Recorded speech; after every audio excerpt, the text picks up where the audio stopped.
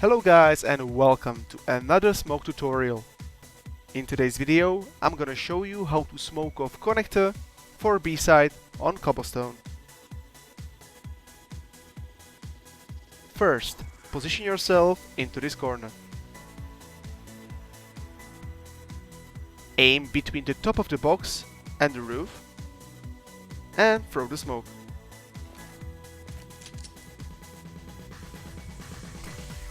Smoke bounces off the wall and the door and covers the whole area.